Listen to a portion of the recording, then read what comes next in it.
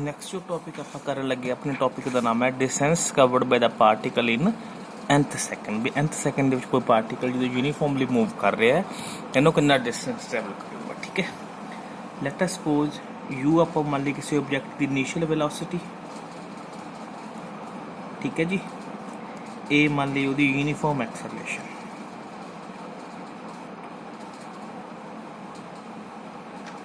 let Sn be the distance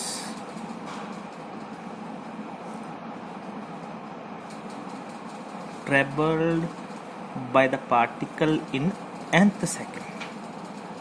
nth second ਵਿੱਚ ਉਹਦਾ distance ਦੀ distance ਕਿੰਨਾ ਕਵਰ ਕੀਤਾ ਉਹਨੇ Sn and Sn minus 1 is the distance traveled by the particle in n minus 1th second। ठीक है, that मीनस आपने की फाइंड करना है d is equal to Sn minus 1 पता करना है। This is the distance travelled by the particle in nth second. देखो ਇਹਦੇ ਲਈ ਆਪਾਂ ਕੀ ਕਰਾਂਗੇ, ਆਪਣੇ ਇੱਕ ਫਾਰਮੂਲਾ ਪੜਿਆ ਹੋਇਆ ਇਕੁਏਸ਼ਨ ਆਫ ਮੋਸ਼ਨ ਦੇ ਵਿੱਚ s is equal to u t plus half at square ਹੈ। ਜਿਹੜਾ ਇਹ ਰਿਲੇਸ਼ਨ ਹੁੰਦਾ ਸੀਗਾ ਇਹ ਹੁੰਦਾ ਸੀਗਾ for the time t, but ਆਪਣਾ ਟਾਈਮ ਕਿੰਨਾ ਸਪੋਜ਼ ਕਰਨਾ Sn। ਇਹੀ ਇਕੁਏਸ਼ਨ ਨੂੰ ਫॉर टाइम n ਲਈ लिखना होगी कि मैं एवें लिख सकते हैं Sn इज इक्वल टू जिथे जिथे t होएगी उत्थे n लिख सकते हैं आप।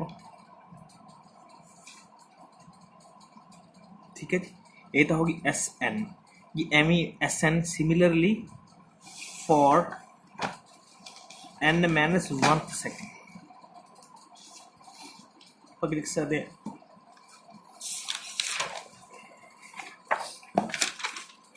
आप लिख सकते हैं Sn minus 1 is equal to un minus 1 plus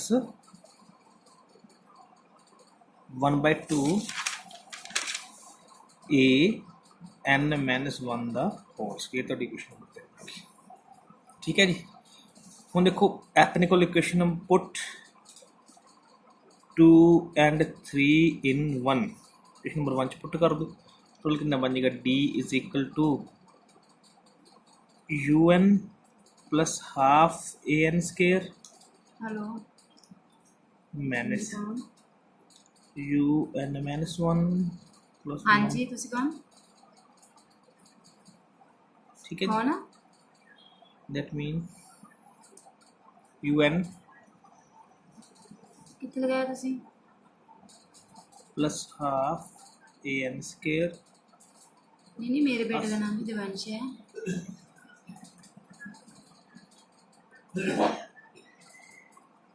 an minus नहीं, 1 वो तो छोटा ही है, n साल का ही स्क्वायर है। प्लस 1 माइनस हाँ जी कितने लगाया तुसी un नहीं मैं तो बुलाटे को बोल रही माइनस 1/2 प्लस हाँ जी तुसी वो तो नहीं बोल रहे रानी बुआ के नहीं मैं तो उधर नहीं वो मम्मी आंदे हुंदे कि भुखा वाला ने सोनिया दैट मीन्स ਤੁਹਾਡੇ ਕੋਲ ਕੀ ਹੋ ਜਾਏਗਾ un कैंसिल हो जाएगा, हाफ an स्क्वायर कैंसिल हो जाएगा, ਤੁਹਾਡੇ ਕੋਲ ਕੀ ਬਚ ਗਿਆ u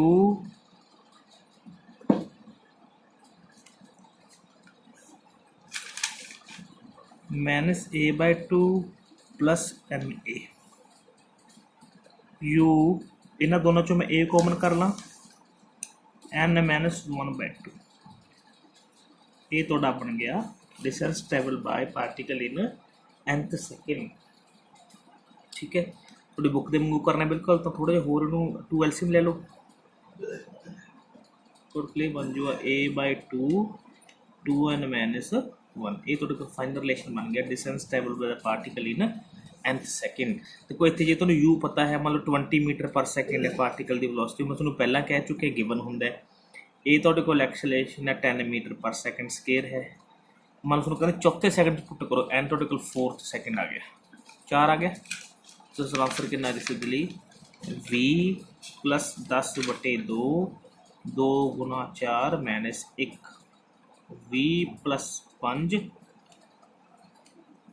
8 माइनस 1 v प्लस 5 गुणा 7 20 प्लस 35 बराबर थोड़ा कितना आंसर आ गया 55। आप एवं सिंपल कर सकते हैं, ठीक है जी। मीटर सेंटीमीटर जो भी होगा।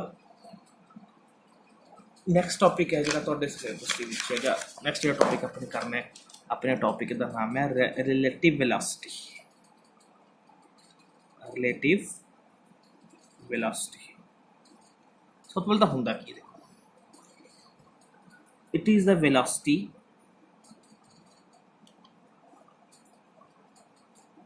of one object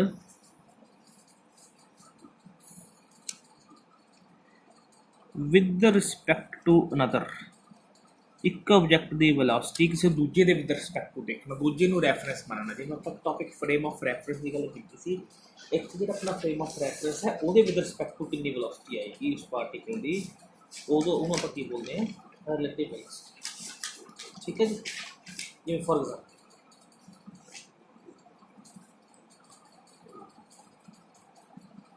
let us suppose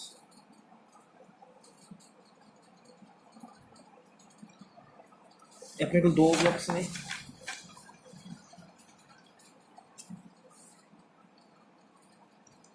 ए जरा कि इधर जा रहा है विद वेलोसिटी v है, ठीक है जी। कोई ए ऑब्जेक्ट है इधर जा रहा है with velocity v A.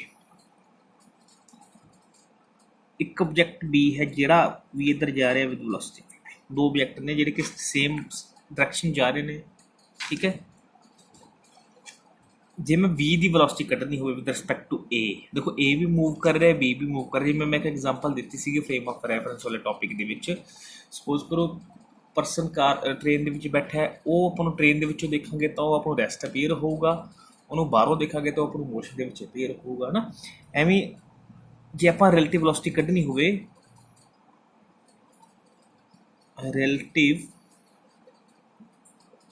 velocity of A with respect to B is, इधर सिंबल है VAB और VBA है ना, वो B with respect to A कढ़नी है, A with respect to B कढ़नी है।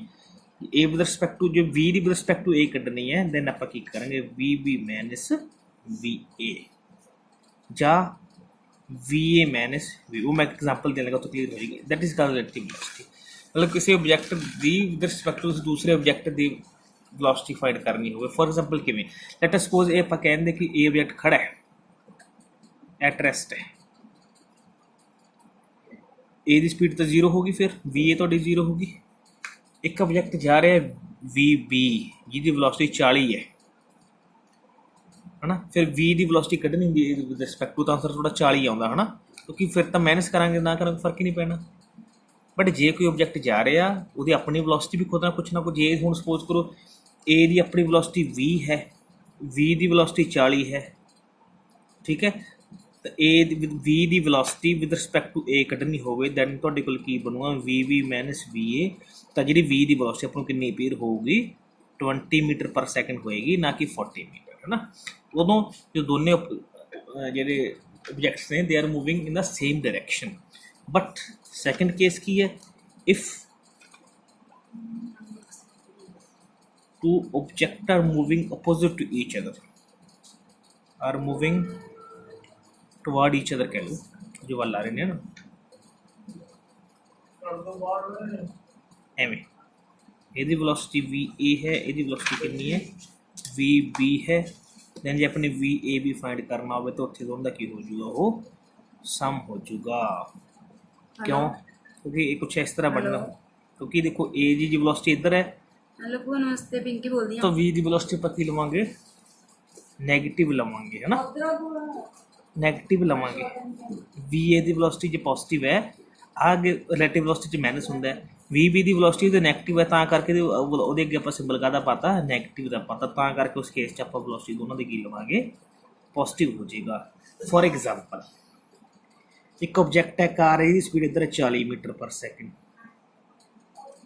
एक ऑब्जेक्ट इधर जा रही है कार, उसकी वेलोसिटी है 60 मीटर पर सैकेंड, तो टोटल उसकी रिलेटिव स्पीड कितनी हो जाएगी तुहाडे कोल 100 मीटर पर सैकेंड हो जाएगी।